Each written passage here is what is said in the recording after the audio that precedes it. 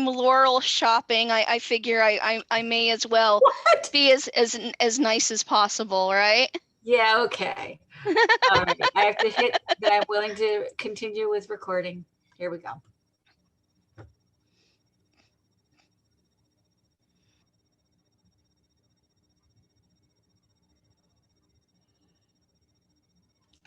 All right, hello. This is going to be a class called Introduction to SCA Customs and Etiquette. I am your intrepid teacher, Maîtresse Linette de Gallardon. I prefer pronouns of her and she, and I do not feel the need for people to use my title. Just Linette or Linette is fine. So if anyone has any questions or input, feel free to call me that. On the note of input, I made mention that we're going to try to keep our outside comments and questions to specific times. I will hopefully remember to allow for that every now and then, but if I haven't and you get really needing a question answered, then feel free to raise your hand or to unmute yourself or to say something in the chat. Okay, so let's begin with SCA Customs and Etiquette. What are they? Why do we want to learn them? I'm just going to adjust my camera there a bit. All right, so there's modern manners, there's medieval manners, there's SCA manners. And the truth is that many of the SCA customs that we use today are actually sometimes related to medieval manners, but a lot of times they're just an invention from the early days of the SCA, from when our little subculture started being a subculture. So sometimes it will make sense to you if you're a historian and if you read about that. Sometimes it will make sense in a modern way, and sometimes it's just the way we do things.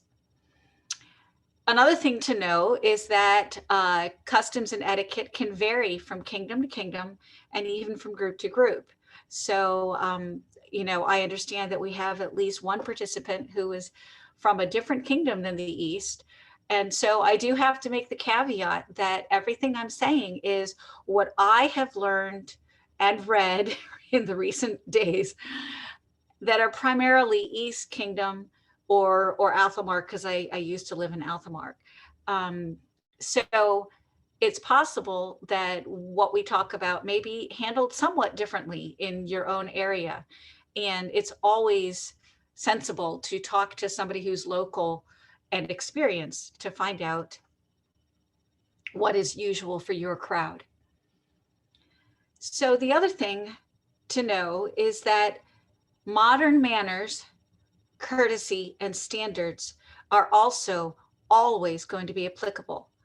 And this is something that I think sometimes, maybe especially in the early days of my SCA career 30 years ago, maybe sometimes people thought coming in, everything's so different, everything's so crazy and all that. And they didn't realize that it's just because the manners aren't identical to modern manners, that they still exist, the etiquette still exists, and that modern etiquette still exists.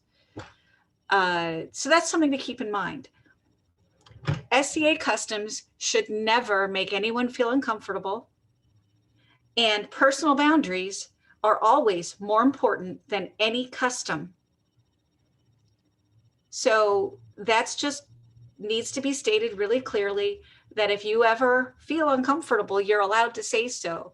And if somebody says, well, that's how we've done it, it's okay. You're allowed to feel uncomfortable. You're allowed to say I'm uncomfortable.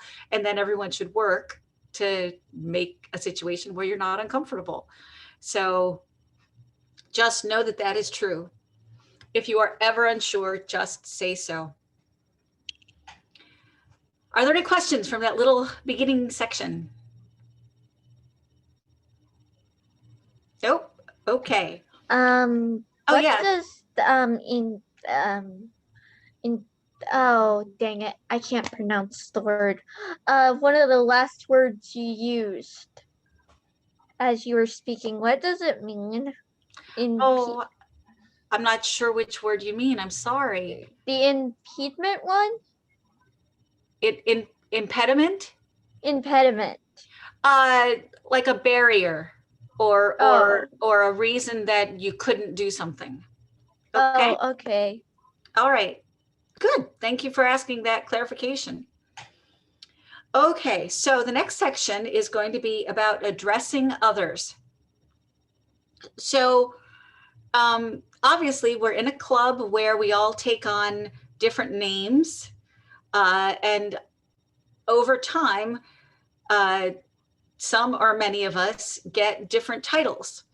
And no matter what, whether it's by name or title or, you know, just hey you, although hopefully not hey you, you will need to be addressing people, you know, whether you're meeting them or you're calling them across the field or whatever. So the first thing I want to say is that pronouns, gender, and rank may not be apparent from someone's dress or appearance. Sometimes they are, but sometimes they're not. You can always ask someone, how should I address you? Or may I ask what pronouns you use? This is obviously an evolving situation as we gain more understanding for situations that we didn't previously widely understand. So, yes, Kate. Yeah, at our first mud thaw, Marion and I were speaking to one of the heavy fighters, and it was before people were making their pronouns known, and I was addressing a heavy fighter with masculine pronouns, and it turns out those were not her preferred pronouns. Right. And it was very embarrassing. I felt so awful. So, well, yeah. You don't have to feel awful, but as soon as you know that you've made an error, just, you know, a quick I'm sorry and then using the right pronouns will help ease that over. And from my understanding, most people, if you've addressed them incorrectly, would rather not have a lot of self-flagellating and angst over it. They'd rather you just, you know, show that you're willing to try to use their correct pronouns so that, you know, they're comfortable. So one of the things, and this is hard for those of us who are not used to the situation, it's an adjustment that we all need to kind of wrap our brains around and start doing. The term good gentle is going to always be correct. We can always say, hello, good gentle, how are you? Whereas if you don't know whether they would prefer my lord or my lady, maybe that is awkward. If you ask them what they would prefer and they say they'd like my lord or my lady, then you're fine using those. And that's just one way. And there are other terms people can use to avoid that sticky wicket until you have an indication of someone's preferences. Folks who have received an award of arms, which is everyone here experienced enough in the SCA to know what an award of arms is, or do you want an explanation? It sounds like Becky wants one. All right, so an award of arms is a particular, I don't want to say beginning or low level of award, but it is one of the earlier awards that someone might be given. It recognizes this person for whether it's their art or their fighting or their archery or service or any of the things that they could have been recognized for. And it makes them a noble of the court. So they can be addressed as Lord so-and-so, Lord Sean. Would that be correct? Or do you use it? You use a whole different term, don't you, Sean? Yeah, he does Irish. Charna. Yeah, okay. Bancharna. Yes, which means Lord. Yes, so it means Lord. So some people use their culture's version of Lord or Lady, or noble would be something that you could use. And some other people may have other preferences, and that's something that you can ask. Those who have received a grant level award, which is a step above an award of arms in a hierarchy or the order of precedence that we have in the SCA, they can be addressed as your lordship or your ladyship. I'm not certain what the non-binary term for that would be. I wasn't able to find that. Now, using that, your lordship or that sort of thing is not about the neighboring kingdoms. Some kingdoms of the SCA, it's very common that everybody who has a grant level award would be called the her something ship. So that's something to keep in mind, but you may not find it used a whole lot in this area.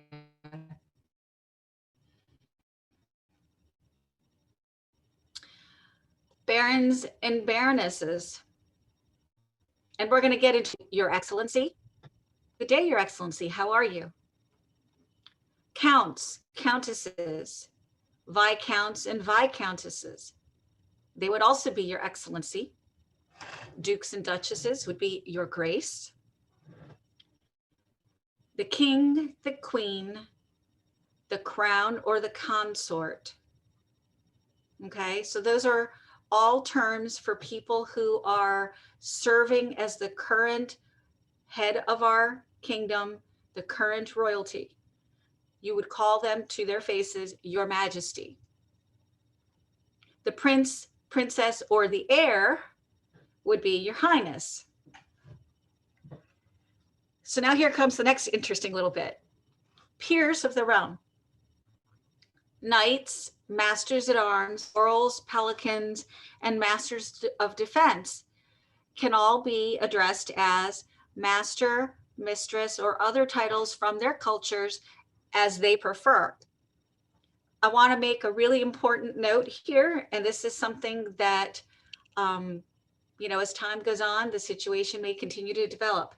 But those terms, master or mistress, they stem from their use in guilds or educational environments. They were never meant to imply anything to do with slavery or race. However, if someone is uncomfortable using them or hearing them used, everyone should know you're allowed to refrain from using them. You can let people know that you're not comfortable. No one's going to be offended. Everyone will understand. We're working hard to try to make sure that we treat people in ways that make them comfortable and happy to be here. Of course, the other way you can address somebody is by their actual name. And we're not going to get into pronunciations or anything like that. But just make a note that when someone introduces themselves and they say their name, they might be hard to pronounce. It might be Irish or Welsh or French or, some language you just don't quite catch it. No one is ever going to be offended if you say, I didn't catch that. How do you pronounce that? Or if you say their name back to them and they look at you with that sort of fixed smile that means you mispronounced it, it's okay to ask again. Becky, you have a question? Are some people gonna be offended if you have a speech impediment? And No, some words are really, really tricky to say. I don't think so. I don't think so. And if you find you're having trouble saying a name after a couple of tries with the person, they'll probably realize that you're having trouble, not because you're not trying. And you'll either figure out a little nickname that'll work, or they'll understand that you're saying their name a certain way and that they'll understand. Okay. Are there any other questions about addressing others? Oh, we lost Viola. Well, hopefully not permanently. No more questions? Okay. Now we'll get into the physical customs of greeting. So you may have heard of bowing or curtsying in the modern world. And in the SCA, we bow or curtsy. We also call those things a reverence, which looks like reverence, but it's said with a little French panache. So, and what a bow is, or what a curtsy is essentially the same. It's, you know, let's just take it one at a time here. A bow, obviously you're standing and you bend at the waist. You may or may not have your arm in front of you as you do so. And you can't see me because I'm not standing, but you know, with your arm folded. All right, fine. You know, folded like that. Maybe the back one folded. Okay. And of course you're bowing and your eyes are low. And then when you lift up, you raise your eyes to the face of the person you were bowing to. A curtsy is a lot like a mundane curtsy. You would lift up your skirts a little bit so you don't trip on them. And you either put one foot in front or behind so that you can easily bend your knees. Again, you may lower your eyes. You may raise your eyes. In either case, you may find that you really want to put your right or dominant foot out in front of you with your toe pointed. It makes it look very elegant. You may decide you want little hand flourishes as you do it.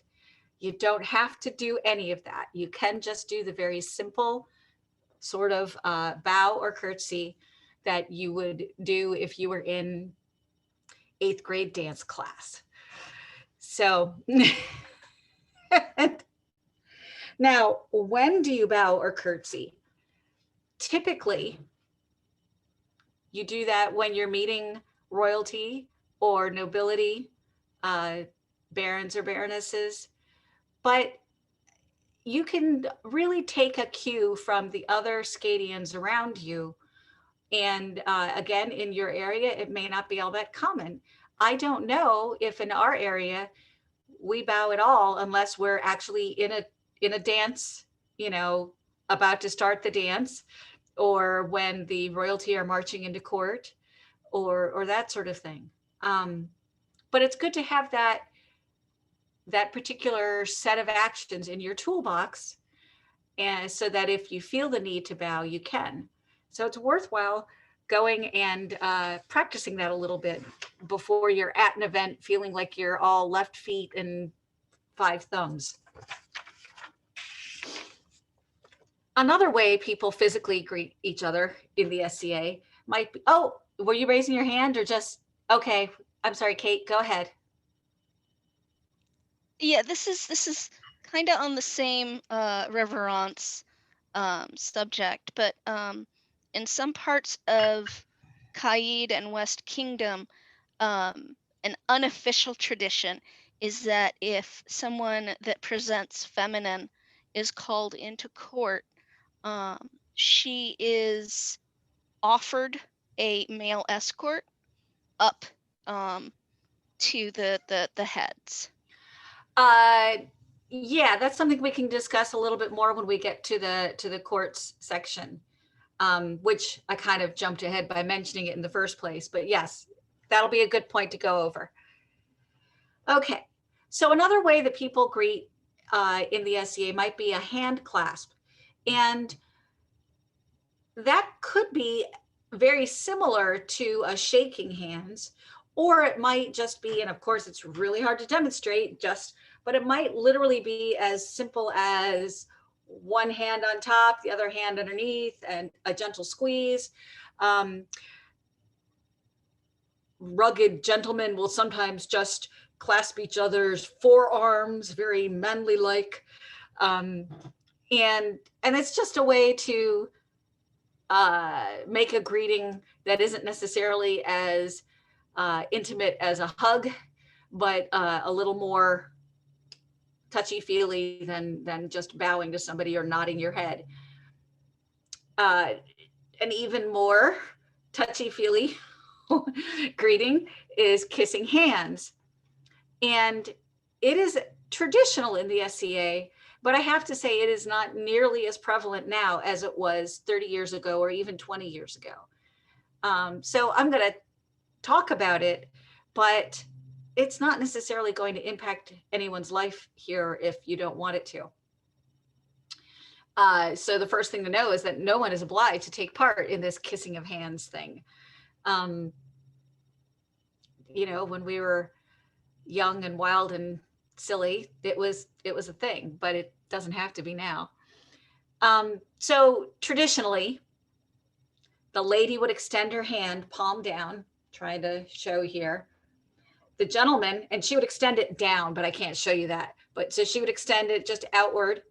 The gentleman would place his hand underneath and raise it a little bit, but mostly himself go down toward the hand and gently kiss the back. No spit involved, no kissing the knuckles, no turning it over, kissing the palm, no going up the arm, none of that, not cool.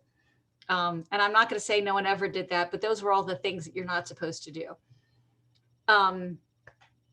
So again, it was supposed to be hearkening back to the days of courtly love, but the truth is it probably had a lot more to do with a fantasy notion of manners than it did with anything medieval. Except that we all know that term of kissing the ring, but that was a very different thing, where that was people, usually vassals and their lord, or lower level people and a bishop, and that sort of thing. So, you know, not the same as when it's a lord kissing a lady's hand. And so that's for kissing hands. And then there's hugging, which is very common in the SCA.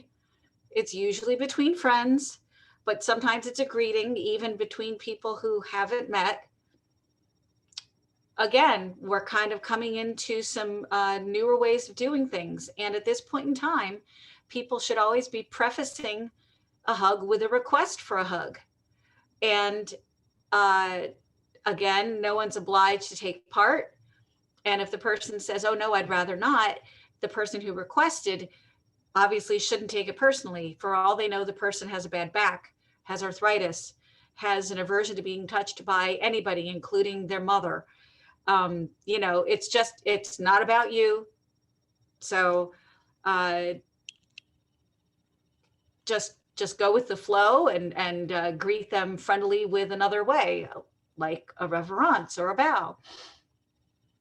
All right, are there any more questions about greetings, physical demonstrations of greetings? Sean has a question.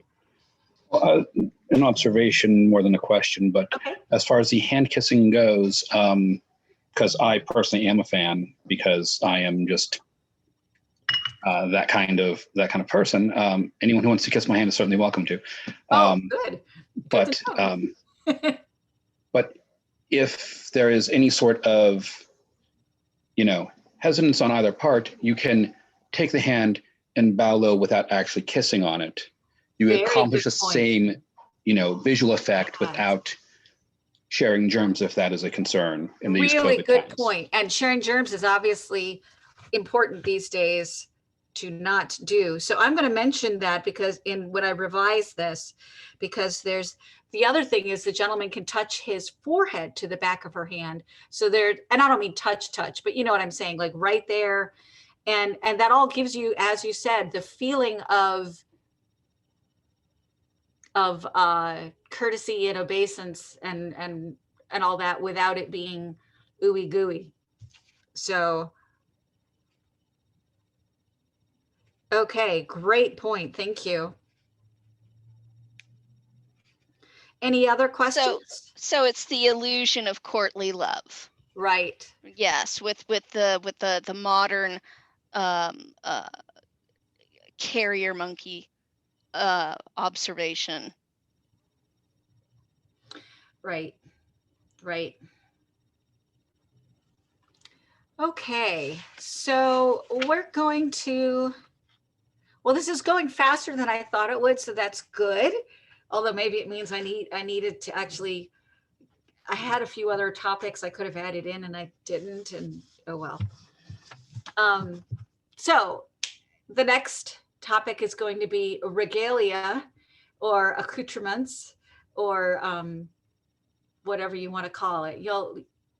Those of you who are new may have noticed I mentioned when I was talking about addressing people, I mentioned different ranks and that sometimes they wouldn't be obvious. But regalia are physical clues to a person's rank or their title. And as you get more experience in the SCA, you will learn to recognize them. That doesn't mean you'll recognize all of them. And it's just, it is what it is. Sometimes you don't know. Sometimes people deliberately don't wear regalia that is really obvious. And that may mean that they're not actually all that concerned about you using their correct title.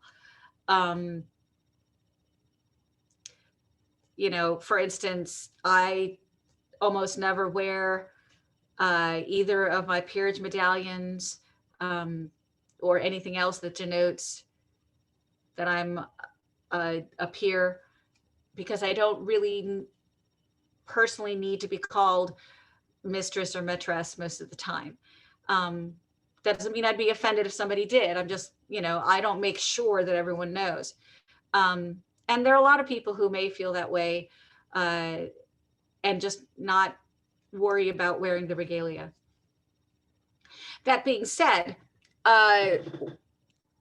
when people wear regalia, it's because they have that particular award, that particular rank, that particular position. You're not supposed to wear regalia that isn't an order that you belong to or a position that you have. So regalia can be crowns or coronets, which are really two words that mean very similar things.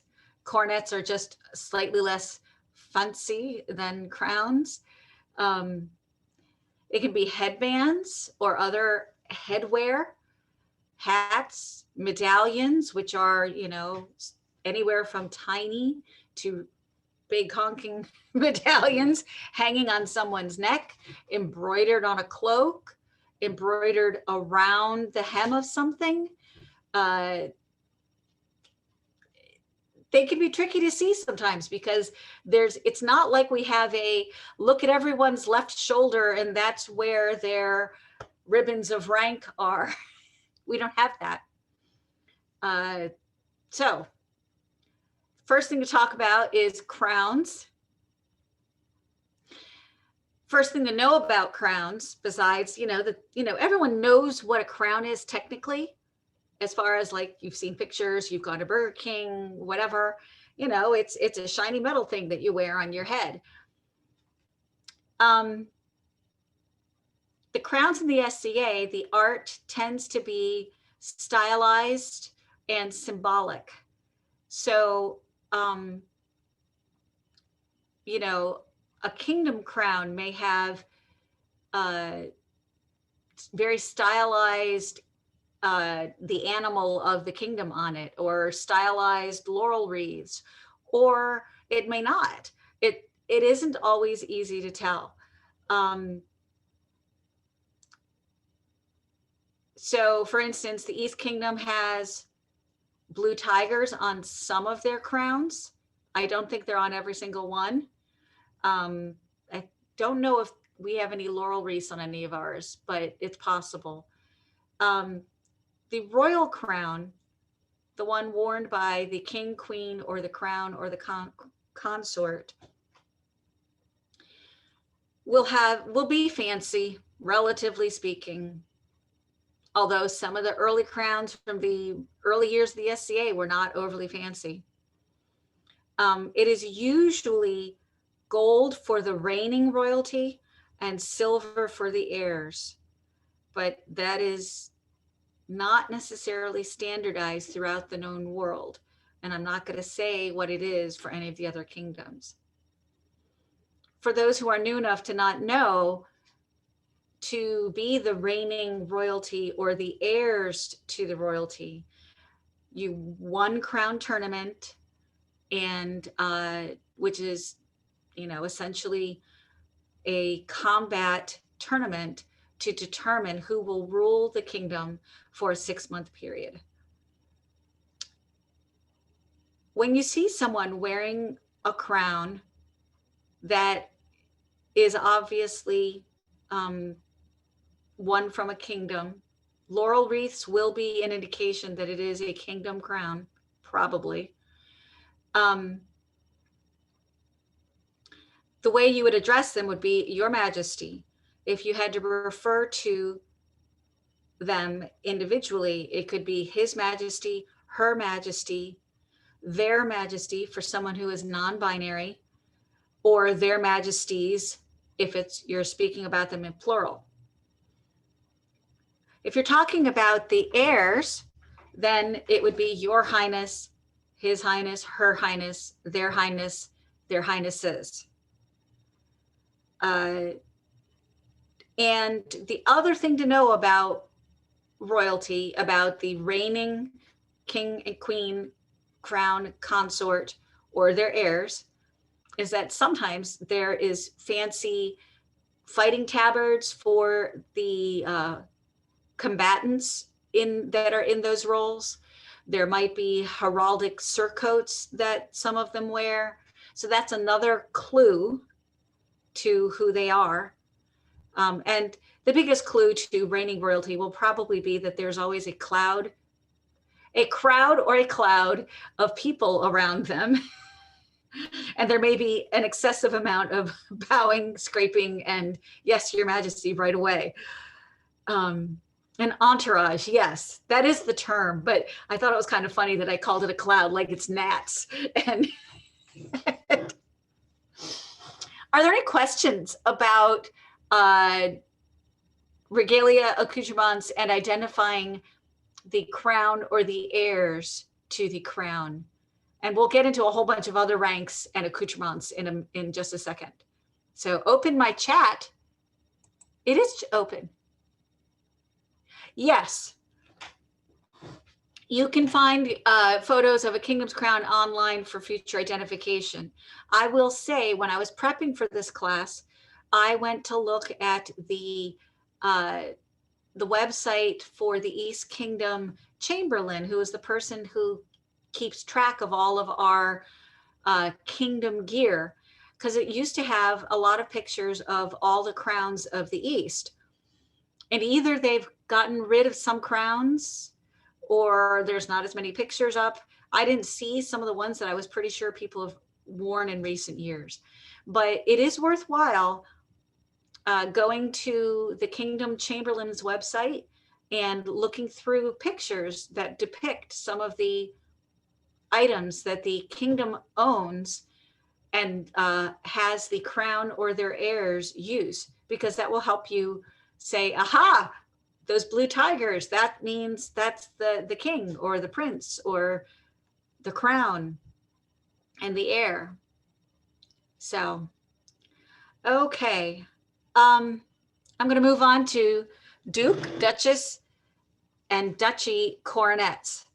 So, somebody who has that rank is someone who has reigned at least twice as the crown of a kingdom. And their coronet will typically not be as tall as most royal crowns are. That is not a hard and fast rule. It will have strawberry leaves, and I was going to have a pretty picture of a strawberry leaf for everyone to look at, but I don't know how to do that right now. If Cordelia wants to do something, that's great. But here, I can quick do the most down and dirtiest depiction of a strawberry leaf as depicted in the SCA strawberry leaf cluster. It's terrible, I know, I'm sorry.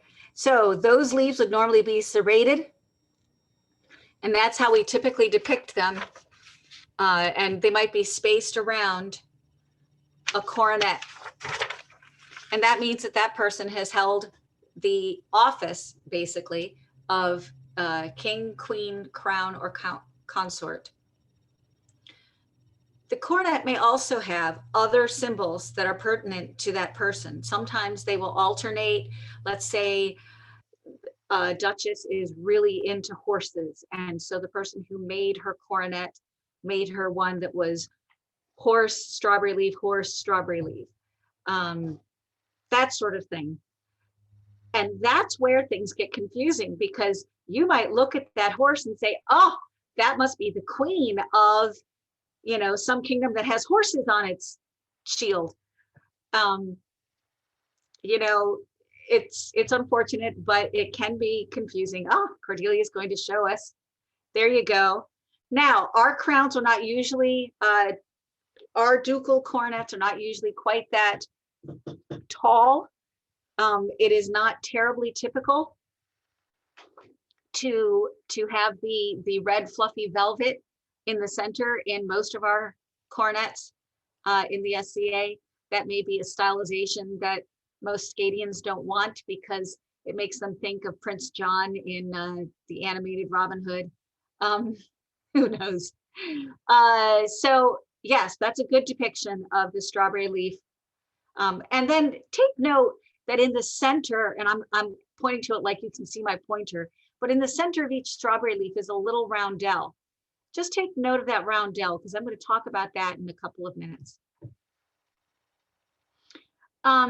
So when you come across somebody with, yes, the red velvet is incredibly hot, and not in a sexy kind of way, but it makes your head warm, which in a drafty castle probably worked great, but not so much when you're in a hot hall with a bunch of people in with central heating.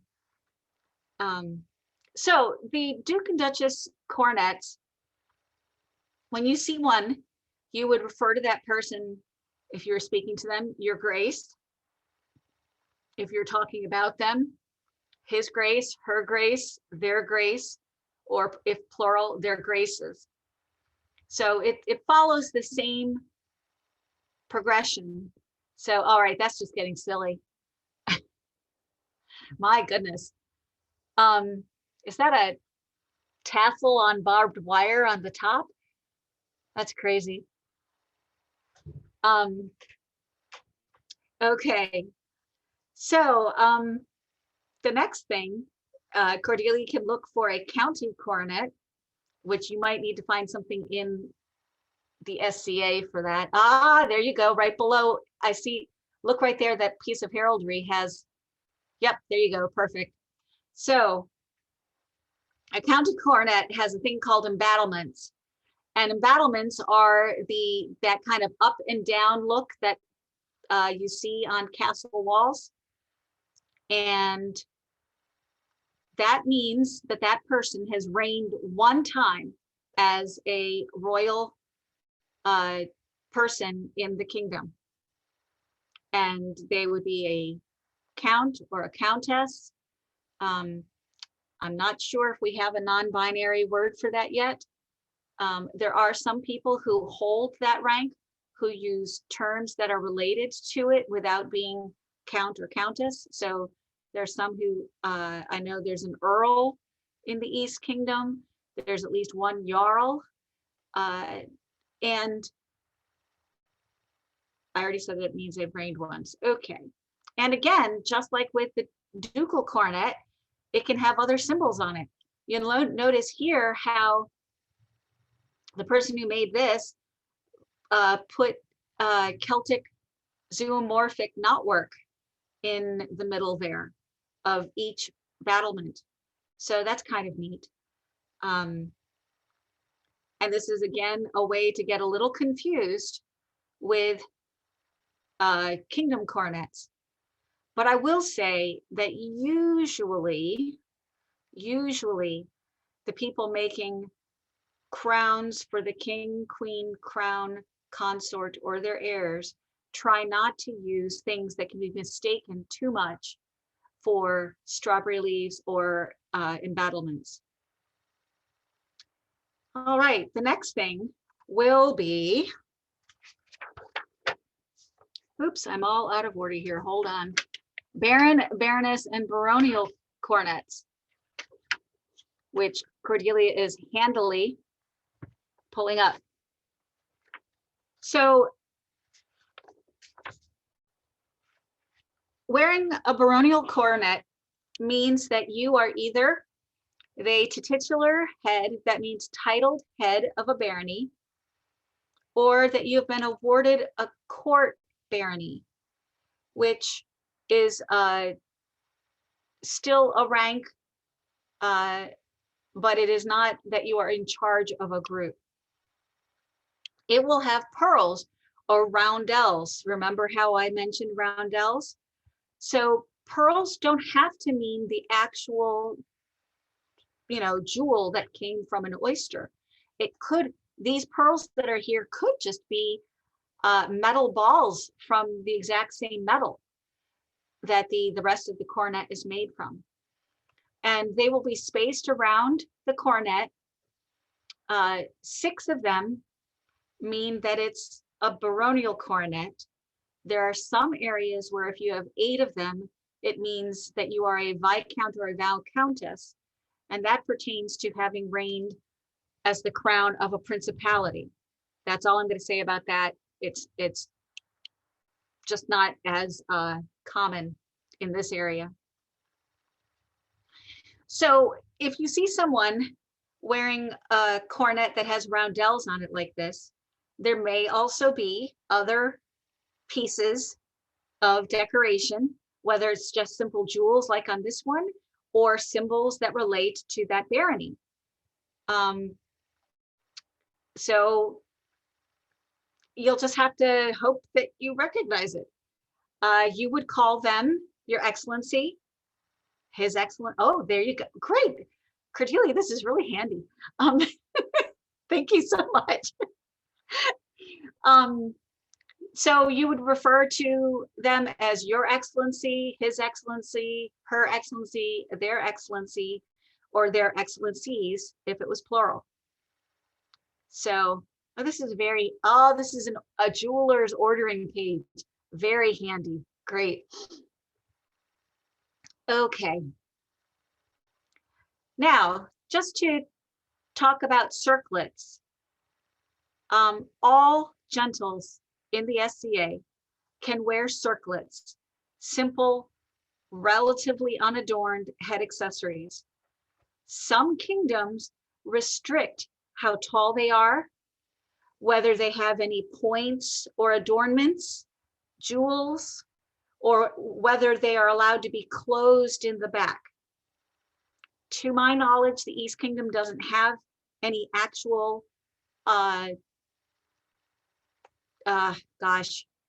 sumptuary laws regarding closing it or the height or anything like that. That being said, if you're new and you want to be sure that you don't, misstep in some way, it's always okay to ask someone to just take a look at what you were planning on wearing, and they'll let you know. You can see there's a wide variety out there. And I know some people who 30 years ago, we made our first circlets by going to a lamp repair supply shop. And you used to be able to buy fancy rolled metal with patterns on it, and you could just buy a length of it, and we'd buy it and crimp over the edges and tie it together in the back, and there you were. So yeah, it would look actually a lot like some of these things. So everyone's allowed to wear that. You can wear that just on your forehead. You can wear that over your veil to keep your veil down. Don't wear the ones with horns. unless you can document it. Anyway, that's okay. You wear what you want. It's everyone gets a choice. Do we have any questions on crowns, coronets, circlets, all of that? Is everyone awake? I know this is not necessarily the easiest, most exciting and humorous topic. Okay, thank you.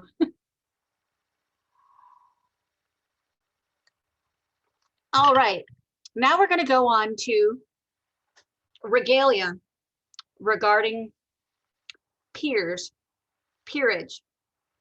So just shorthand for anybody who's very new to the society. Peers are individuals who've been recognized for extreme excellence in their art of endeavor. And we have peerages for rattan combat, for rapier combat, for the arts and sciences, for service. Did I miss somebody? I feel like I missed somebody. Okay. And all of those peerages are orders with a capital O that have regalia associated with them. And people who can wear that regalia are people who belong to those orders. And so if you see someone with these symbols on them, it may help you to know what they are. So chivalry regalia would be worn by people who are inducted into the Order of the Chivalry for excellence in rattan combat. There's a white belt or baldric worn around their waist, or if it's a baldric is something that's worn across, going from one shoulder down to the hip. Those are unadorned white belts. They're not supposed to have like super colored edges or lots of other stuff. It's supposed to be fairly plain because that's part of what helps us identify it. If the member of chivalry is a knight, they may also wear a chain. The chain that we have a picture of is one kind of chain, but I've seen knights wearing all kinds of chain, all the way from very fine links, all the way up to chain that looks like it could be dragging a tree behind a 4x4. Oh, wow, look at that. That's crazy. That's really cool. Fancy. They also can wear spurs. And I believe that masters at arms also can wear spurs. They don't wear chains because the chain represents fealty, and masters at arms do not always swear fealty, whereas knights always do when they're in the presence of the royalty. So if you run across somebody with these symbols on them, you can address them as Sir, Master, or Dame, or you can ask them because they may have their own preference. And again, it is never incorrect to say, oh, thank you, good gentle, and how should I address you? And honestly, it sounds weird every time I say it, but it sounds more natural the next time I say it. So practicing really can help. Laurel regalia. So laurels are those who've been inducted into the peerage order for excellence in the arts and sciences. And the most clear piece of regalia you will see is a laurel wreath, usually as a pin, as a pendant, possibly as a wreath that they wear on their head. Usually if it's on a coronet, usually it actually is more indicative of being a royal crown. I don't know too many laurels who wear a coronet that has a laurel wreath on it. But when it looks like the one to the right on the screen there, that's pretty common for a number of laurels to wear. Yes, that type. It can get tricky sometimes when it's embroidery. Maybe it's on a cloak, maybe it's around the hem, maybe it's actually just laurel leaves in a band around something. So it isn't even clear that it's a wreath. But those things can all indicate that this person is a member of the Order of the Laurel. And you would refer to them as master, mistress, or other titles. Or again, if you're not comfortable using those titles, you will never really go wrong with good, gentle, or if they indicate that they're comfortable, you know, with binary choices, you can call them my lord or my lady.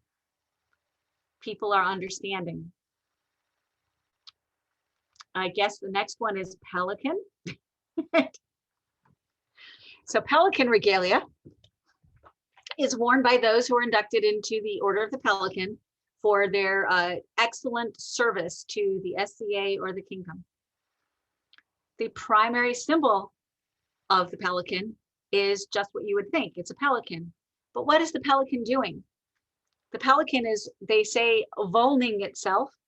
It is piercing its own heart to give its heart blood to its baby pelicans so that they can live. So the pelicans in the SCA are said to give of themselves in service. And that's why it's the symbol for our order. This also may be embroidered, or a medallion, or a brooch, or a, yes, I'm going to get to the chaperone also. It may be embroidered on a hat or a cloak, on a hood. The other thing that the pelicans can wear, although it is not common in this kingdom, is what's called a chaperone. And that's this, boy, it is not the one with the trucker cap of maintenance. Okay, let's scroll up to where it actually looks like what people might wear in the SCA.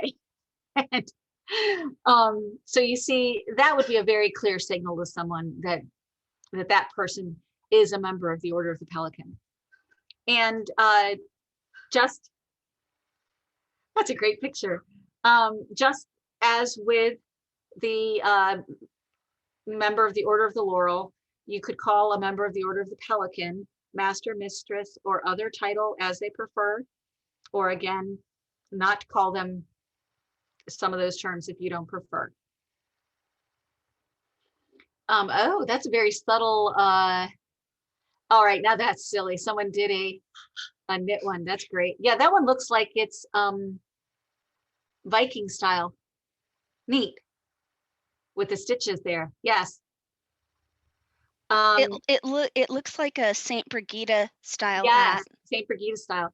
Then this one is a knit hat that would work in Mundania just as well, except people might think that you're Santa Claus.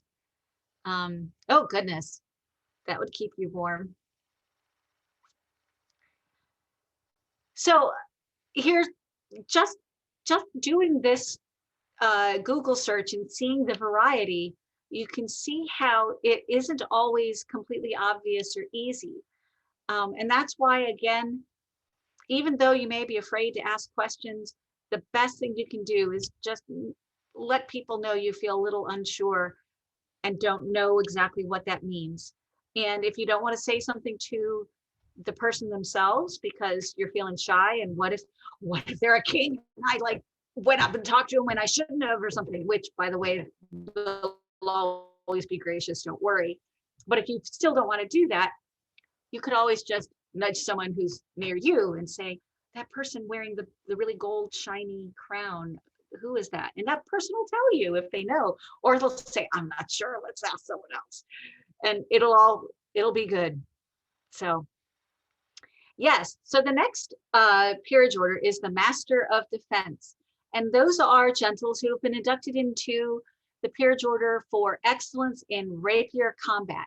And rapier combat is different because it is with thin metal swords, rapiers or cutlasses. I'm not sure of the terms, but they are different than the rattan swords or épées. Yes.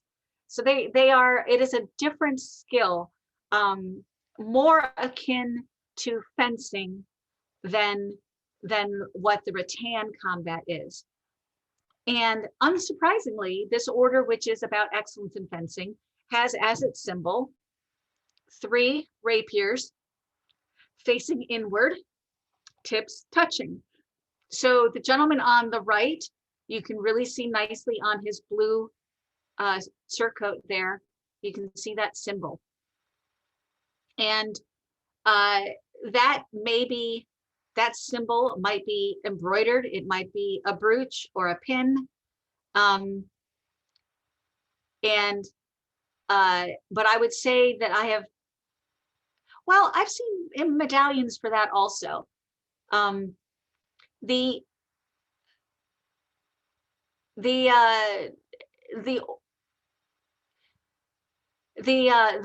ranks of the rapier fighters are well known for their love of fanciness, and so it is to my experience more common that you may see the symbol as embroidery or a fancy chain with links around their neck or something like that. Like it'll be there. It'll be like, so yeah, I bet we've met these people at Pensick because they look really familiar.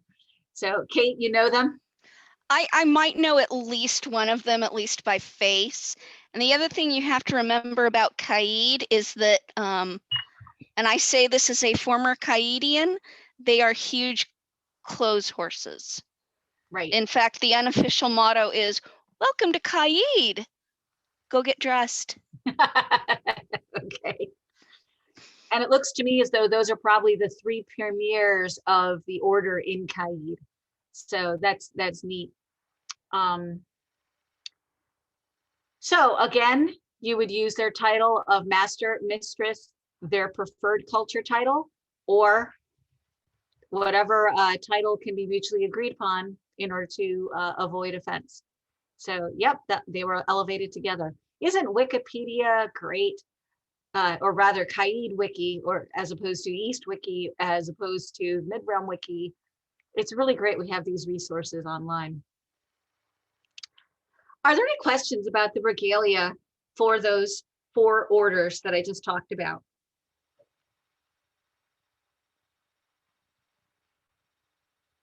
Going, gone. Okay. The leather strap. Oh, okay. Well, see, the order of the Masters of Defense is newish, and so it's a white leather collar. I guess it's the thing they're all wearing. What is it?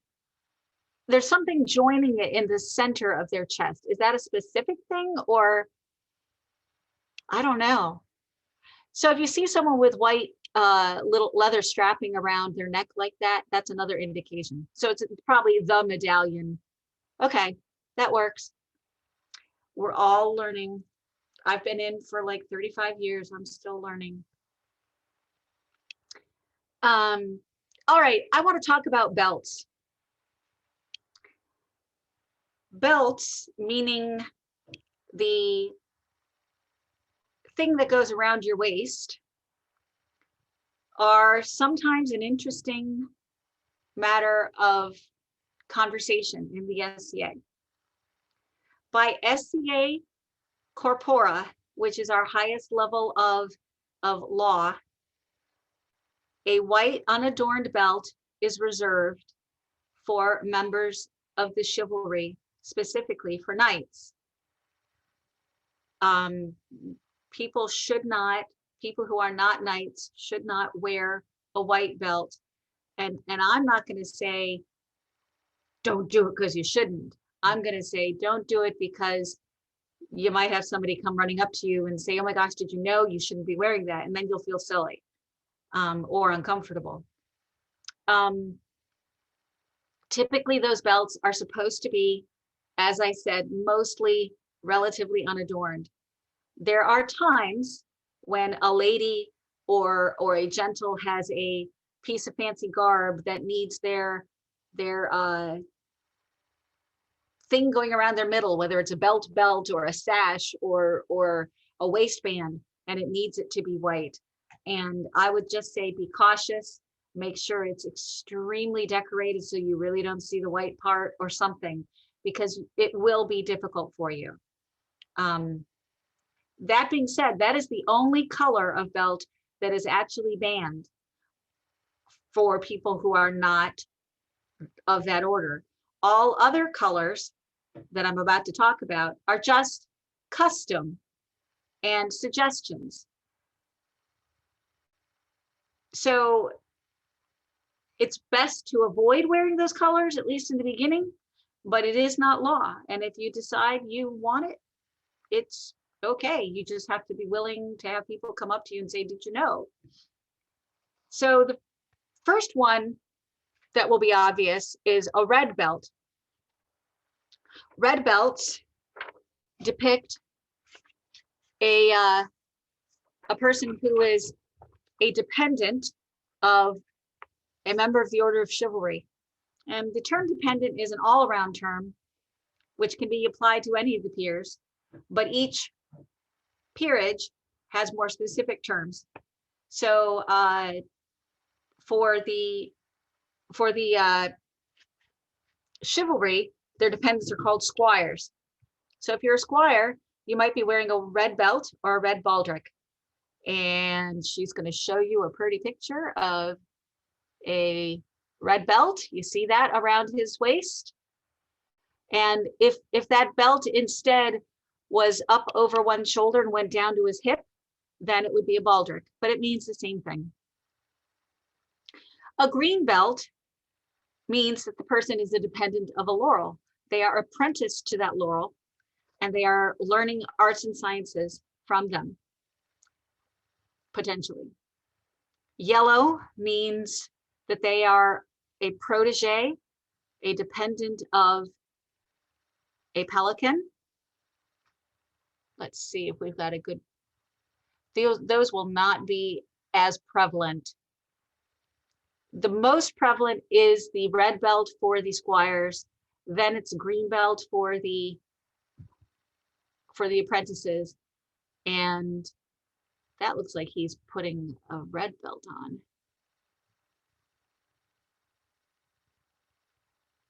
Huh. So, and then there's a blue belt, or more likely a blue livery collar, which I'm going to guess is similar to those white collars we just saw on the fencers. And that means that that person is a provost or a dependent of a master of defense, one of those rapier fighters who was raised to the peerage. Do we have any questions on belts? I see Becky. More of an observation than a question. I'll get you in a moment. Yes, Becky, go ahead. So green belt means you're a laurel. So green belt means you are apprenticed to a laurel. I'm sorry, I interrupted you, but okay. So that would be appropriate for a apprentice of the laurels. Okay, I get that. Okay. I'm sorry if I wasn't clear before. And I'm knitting a belt right now, and it's green. Well, again, it is custom, and if you decide you want to wear it, just be aware that you will get some people who try to be helpful by making sure you know that it means. So, you know, you can say, I'm aware some people will think that, but I'm okay with that implication. Or it's more a seafoam washed out green. Then you probably won't have any trouble. Okay. Usually the green belt is usually like that bright Kelly green. So, and I'm sorry, I do not know how to say your name, and I don't want to mispronounce it. Forvleth? Yes. All right, thank you. So you have a question? Yeah, so My question might have sort of been answered by the answer to the previous one, is multicolor belts aren't going to confuse anyone, right? Because I have a belt design in mind that's blue and green patterns. People will just think it's a really pretty belt. Okay, Oh, good. yeah. I like pretty belts and I don't like confusing people. Yeah, you'll be perfectly safe. When I first joined the SCA, even though it was still only custom that these belts were, thought of as this, that, or the other, I was told, don't wear that, and don't wear that, and don't wear that, and don't wear that. And we basically were like, we're left with like black and brown, and that's not fun. But in truth, there are plenty of times when somebody makes a really great outfit that needs a green sash, and it's clear that it's because the outfit needs the sash.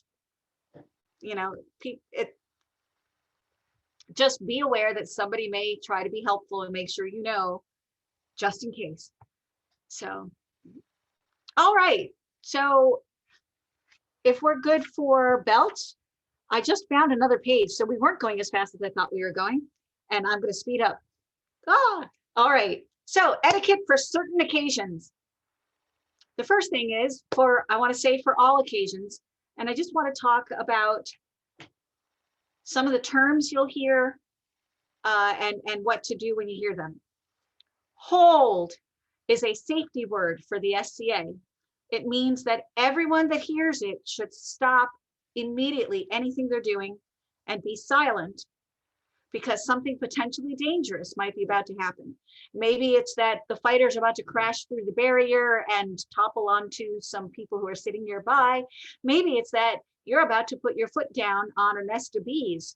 So literally, when you hear the word hold, freeze in place with what you're doing until is it for something that pertains immediately to you, or is it, it's across the field, this guy had fallen down and they wanted to make sure he was good before anybody else continued.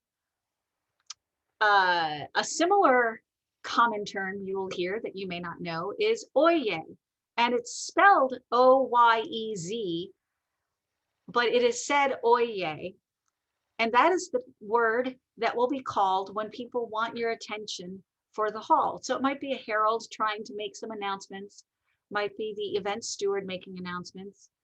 It might be a herald calling for the attention of the entire room of court before the king and queen process in. So when you hear that, you just stop your conversation or your music or your pounding on an anvil or whatever noise you're making, and you listen to what the person who's calling it says is going to happen. It's kind of, doesn't really have to be said to be courteous in a commonsensical kind of way and not make noise when someone else is making announcements, but sometimes it needs to be said. Oh, hello, Kitty. Kitty joining us in the class. All right. Another point of etiquette that is important for all occasions in the SCA is about weapons. Weapons etiquette and safety, it should be obvious, but just to make sure, I'm going to say it. Stay aware of any of the blades that you are wearing, especially if you're in crowded situations. If somebody is wearing a live steel blade like a rapier and it's in their belt and they're walking through a crowd, the odds are really good that pokey poke is poking all sorts of people as they walk by. So you need to be aware of your space and that you've got something kind of hanging off the back. All blades should be securely in their sheaths, which doesn't necessarily take away the pokey pokeness. It just means it isn't actually metal sharp.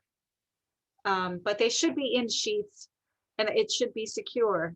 There's something called piece wrapping, which means that there's wrapping or actual toggles of some kind that mean it can't just slip out of the sheath. That's really safe. You should never take your weapon out of the sheath when you're in a room with other people without saying clear. And that's to make sure that somebody doesn't, who had their back to you, and doesn't know that you took this knife out, doesn't like, oh my gosh, I hear so-and-so's voice, and come and fling themselves on you. And we do not need to be reenacting, is it Mercutio dying in Romeo and Juliet? We don't need that. So, and then the other thing that does not need to be said, but is going to be said, is you never use a real steel weapon in any way that could be construed as actually on the offense, or actually attacking somebody. Another point that is pretty commonsensical, a lot less dangerous sounding than that last point, but is that any area or item that you've been using at an event should be left the way you found it. The SCA prides itself on leaving sites better than we went into them.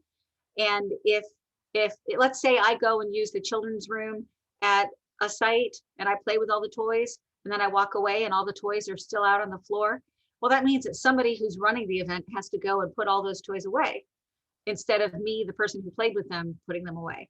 So, you know, we just try not to do that. And while we have jargon and customs that are specific to the SCA, regular, basic, modern courtesy and common sense will take you really far. If you treat people and their things and the spaces that we're in as you would like to be treated, it'll all go really well. But there are specifics to the SCA that can be confusing to the newcomer, like at a feast. We don't normally do feasts in modern world. You know, we might go to restaurants, but we're just hanging out with like 5 of our friends. What's going on at a feast? Things are pretty different. There might be a high table. So the high table would be a table that is usually set at a 90-degree angle to all the other tables. And that's where the royalty or the nobles may sit. Not all events will have a high table. They might just have everyone sitting all together. But usually if the crown or the heirs, or there's, you know, barons or baronesses or other nobles, or if there's a themed event like 12th night, right? We always have a high table at 12th night. So if there is a crown, a king or queen, the crown, the consort, the heirs, a baron, etc., it may be polite to bow or reverence whenever you pass that table, because of course those noble people are there. It may be that high table will be served food before everyone else.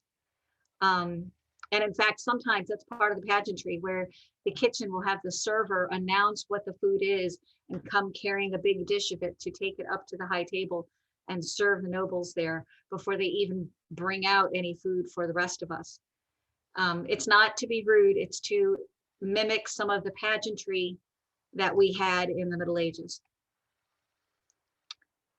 Seating at feasts, usually at the entry table, there will be a map of the feast hall with a way to claim your spots for the feast so that you can organize you and your friends at a table.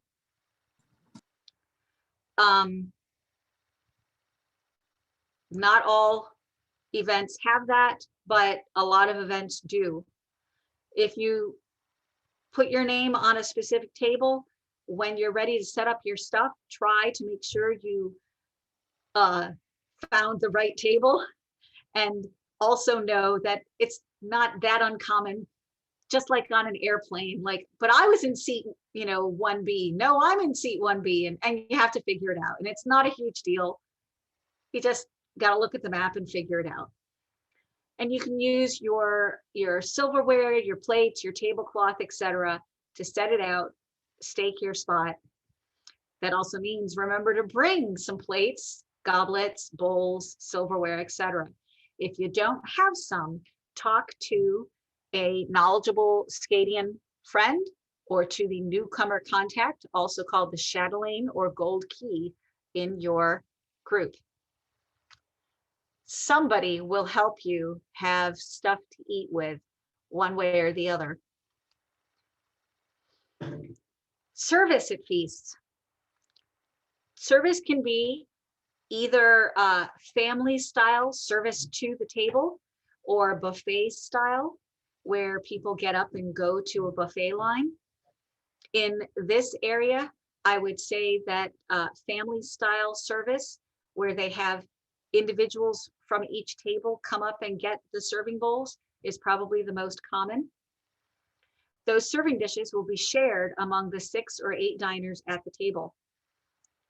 When you're first getting that bowl, just take what is a reasonable 1-person portion from that serving dish, because there may not be any refills. I have been at a table where literally the first person took, there were 6 pieces of chicken and they took 3 pieces. And they did it for every single meat dish that came. And then their spouse took the other 3 pieces. And maybe they didn't know the protocol, but those of us at the table didn't know what to say. Like, oh my gosh. Right. That is a really important point that Cordelia makes. Nobody ever starves. And that's the thing that those people probably didn't know, is that there's going to be so many more dishes coming out. There's going to be, that bowl of chicken was the first dish, but there was also a bowl of beef, and there was a pork roast, and there were, pies, and you don't have to pig out on the first dish.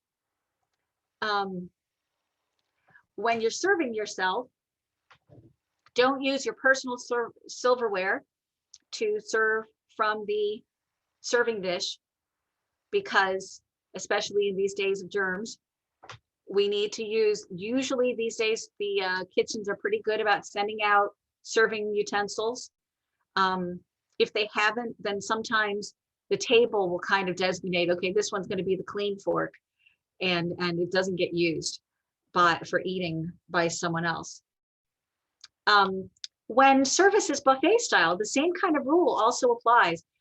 Don't look at the 1 cookie sheet of pie and think that means you can take, half of it, which would be ridiculous. But anyway, it's absolutely true that you don't know how much the kitchen has, and you don't want to take it from other people because they may end up having nothing, and that would not be good.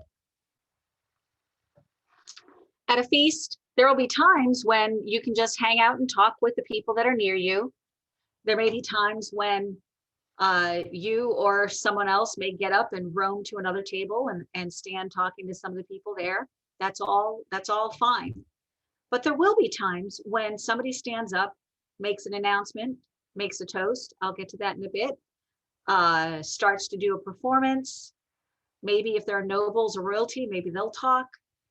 And if that is happening, again, it's kind of common sense, but try not to be talking too much during that. If you need to nudge someone and say, pass the salt, that's not a big deal. But if you just keep talking at your normal voice and every other person in the hall of 300 people keeps doing that, then the poor person who's trying to make an announcement is not going to be heard. And that doesn't serve anybody well, because it might have been the person saying all of these servers should come to the kitchen to get the next course. And if they can't be heard, we don't get to eat more. At some point, a person of high rank will rise and say something like, good gentles in this hall, I bid you charge your glasses, all rise and salute with me your king and queen, so and so and so and so. And everyone will rise. If they were bid to rise, they will raise their cups high. And then we will say vivat or vivant, depending on whether we're toasting 1 or 2 people. And you say it 3 times. Vivant, vivant, vivant. And if you want to wait until other people start doing it, that's okay. And at almost any time you have little kids in the hall, what you'll hear is the whole crowd going, vivat, and then a little voice going, vivat, and then vivat, vivat, vivat. It's true, right, Kate? Similar toasts may be made to the heirs, to the local baronage if there are some. Sometimes there'll be toasts to those who inspire us, or the ladies, or the autocrats, or the cooks.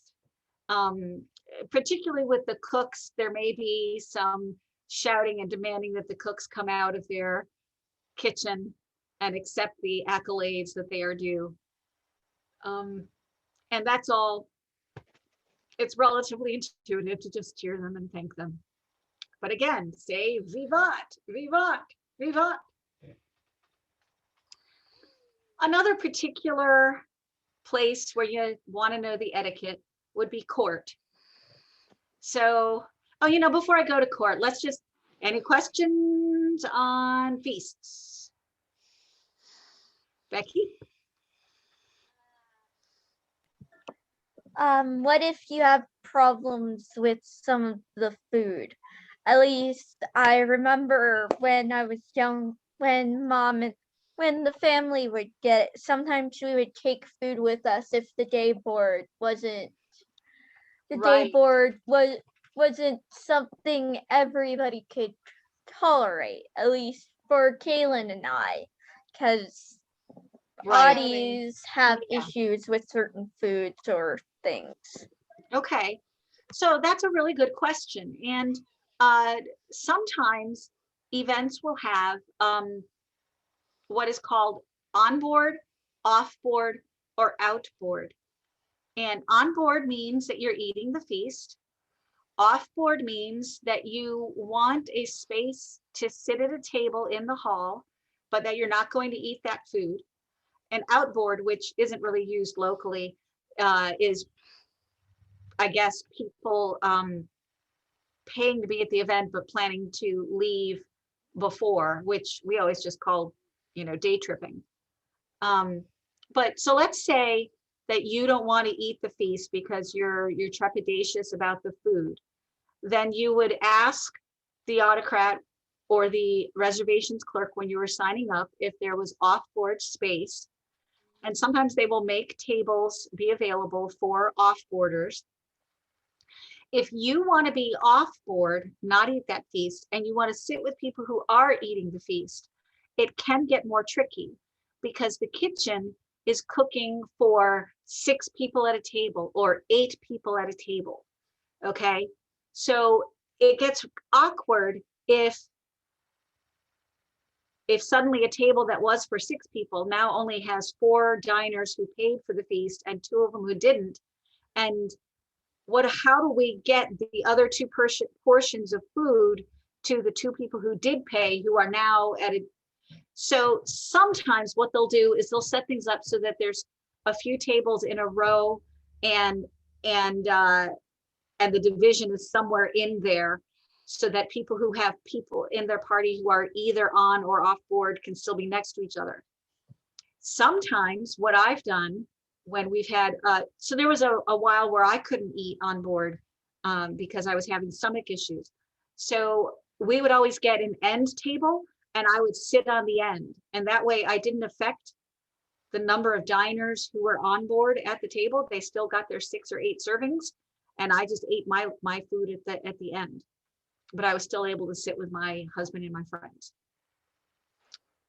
Okay, any other questions? Well, I think the only people left in the Zoom are people that have done this before. I know, but yeah. we're recording it for posterity. Yes. I know that with having kids on the spectrum, what I end up doing is I will talk to the reservation person about paying the kids' feast fee, and that way all of us can sit at the table together. The kids can try it. Yeah. And then they can have their dinosaur shaped chicken or their mac and cheese, right, or their leaves. That's what Kaylin calls salad. He calls salad leaves. Yes. Okay. Well, that's a really good way to handle it. And yeah, so odds are good that one way or the other, the autocrat will be willing to try to help families or groups figure out how to eat together. It's just, you know, again, speaking up and asking questions is the way to go when you have a you know, an uncertainty or a need. All right, so our last little bit is going to be about court. And court is one of those specific SCA situations that really intimidates newcomers, and it does not need to. It is different, and there is some protocol, but again, people are very understanding, and everyone is each other's cheerleader. We all want to succeed. So don't get too flustered about being in court, sitting for court, even if you're called up in court. When court is scheduled, you'll be happier if you try to sit down several minutes before court is supposed to happen. The room can fill up. If you really want to hear what's going on, I highly suggest sitting near the front of the room. The further you get away from the thrones, the harder it is to hear what's going on. When the royalty process in, and as I mentioned before, you'll hear oye, oye, and then the heralds will start saying things, all rise and pay heed to their most terrible majesties, and they'll go on at length. Everyone rises, and you watch this procession come in. Be respectfully silent, unless there may be music you're supposed to sing along with, or maybe there's music you're not supposed to sing along with, or maybe the herald keeps talking. When you can actually start to see the people wearing the crowns, whether they're the king and queen or the crown and consort, that is when you would make a reverence, a bow or a curtsy as they pass you. And they'll go up and stand in front of their thrones. All of their people will process before and behind them and around them and get into their place. And then at some point, one of the royals will say, please, you know, take what comfort you may, or please be seated. And that means take your seats, whether it's a chair that you have, the church pew because you're in the sanctuary, the floor or the ground, if that's what you've got, so you can be seated. In general, you should not talk or distract a lot from the royal court. I would say, you know, think of it in a way like as if you're attending a play or in church. And while you might whisper to your neighbor, do you have a Kleenex?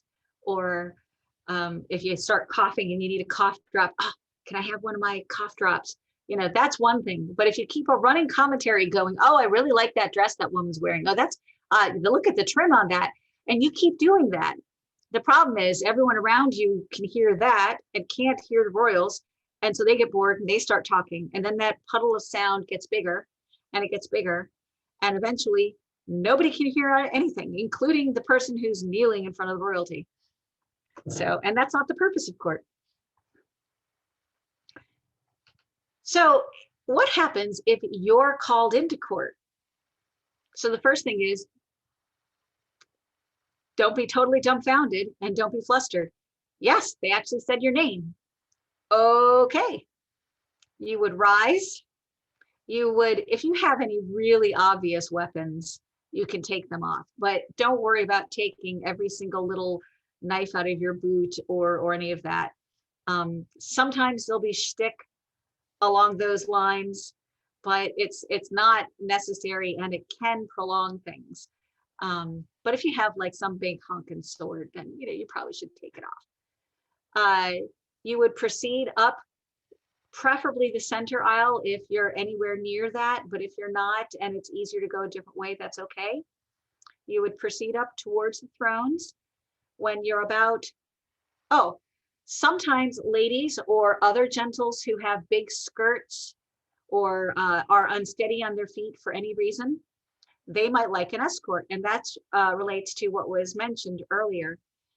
They might like an escort, somebody who can steady them with just, just linking arms or a hand as they go up the stairs to get on the stage, or navigate tight quarters around people who are kneeling, that sort of thing. When you're approximately 20 feet before the thrones, you would pause and maybe make a bow or a curtsy. And then you proceed until you're right at either there'll be a kneeling cushion or a little kneeling bench or something like that, where you're within, easy speaking distance between you and the royalty. If you don't feel you can kneel, that's perfectly okay. You can just indicate to the royalty, I'm sorry, I can't kneel. And they'll say, oh, no problem. And you'll just want to situate yourself so that you can see them and they can speak to you. And if you can kneel, then go ahead and kneel. You listen to the royalty, to whatever they're saying. They might say, I understand this is only your second event and you spent the entire day in the kitchen. And we just wanted to say thank you so much. That is amazing. Or they might say, you've been working so hard for the last 9 months in our group, in your local group, and we want to give you this token of our esteem, and whatever that token is. Or they may say, somebody told us you've been very naughty. No, they won't actually say that. Not usually, not unless there's some shtick involved, and it's all in good fun. So when the business is finished, you can rise if you were kneeling, and you leave the crown's presence by backing away a couple of steps. Don't get ridiculous about it. You do not want to be tripping over people who are around back behind you. You certainly don't want to fall off a stage or whatever, but you just want to make it clear that you're not literally doing an about face, sticking your butt in the royals' faces and then leaving, right? Okay, come on, we've all seen it, haven't we? So, so I think I may have been guilty of that when I got my AOA. Don't fret about it if you were, but and hopefully they turned you around. It is very frequently the case in this kingdom that the royals help the person up who just received their AOA and then say, my good gentles, I present for the first time, Lady Kate.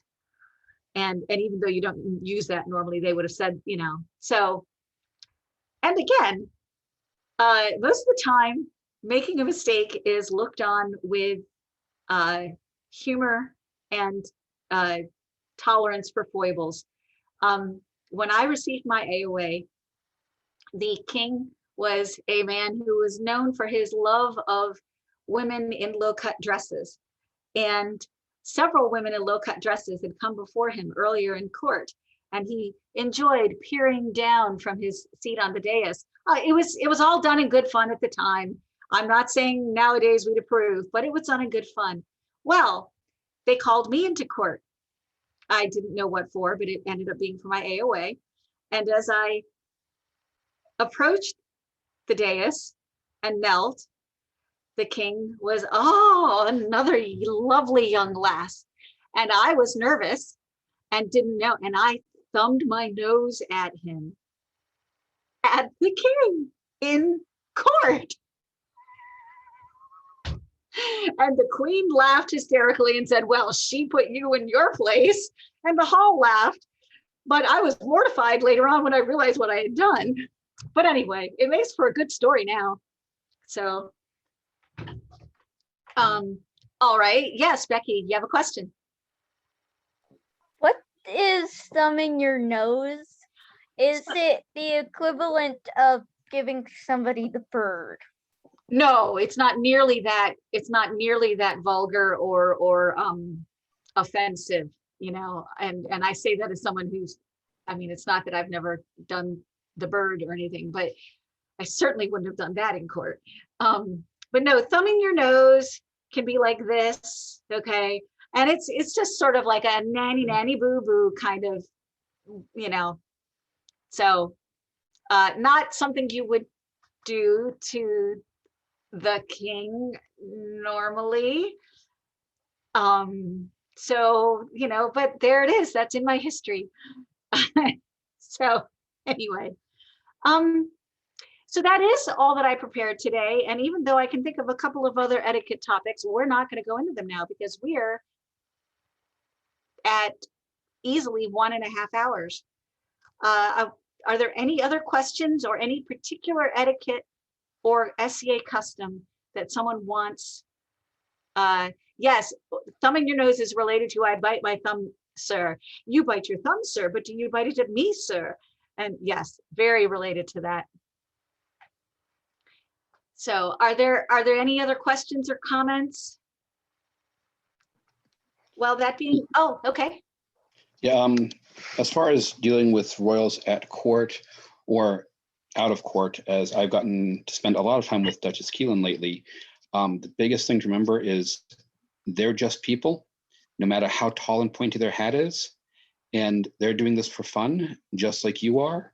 So relax, you know, and people, a lot of royals get almost put off by how much people will go over the top in deference and bowing and whatnot. Give heed, give respect, but make sure that you're making them feel comfortable too. And if you are, you know, too over the top about it, it might put them off, and, you know, they're a part of the fun. And that can be really more pointed when you're out of court versus in court. In court would really be the time to be as flowery and respectful and not thumbing your nose at somebody as possible. But out of court, when you know, maybe at someone's first event or their first royal event or something, someone says, I'm going to take you to go meet the queen.